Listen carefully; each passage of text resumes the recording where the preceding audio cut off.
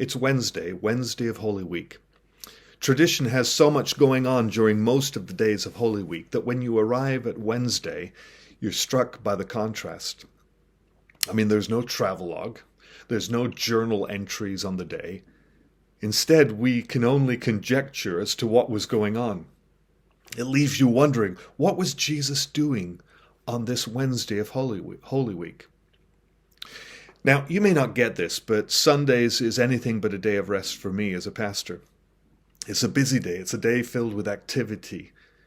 Yet the call of God on my life is not to go 24/7. God calls me to stop and to rest and to pray and to play, as he calls you to do the same, to have Sabbath.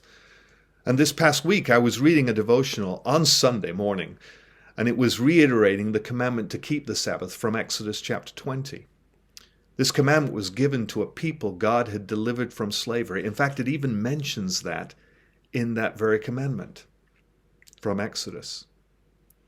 Anyway, the devotional writer who's talking about this quotes an author named Adele Calhoun, who suggests that if you aren't resting, you're a slave to something. You see, rest in many ways is an act of trust, isn't it?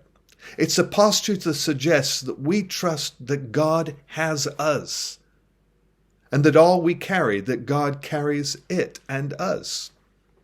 And so I find myself wondering if perhaps Jesus on this day, if he's back in Bethany resting, in the assurance that God's got this, and that the rest of his week is in his hands.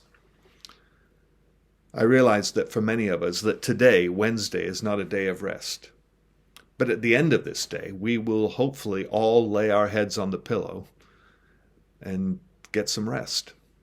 Maybe as we do, we can take a moment and commit what lays ahead of us in this week, and all that we carry, that we can give it into his care, resting in the shadow of his wing.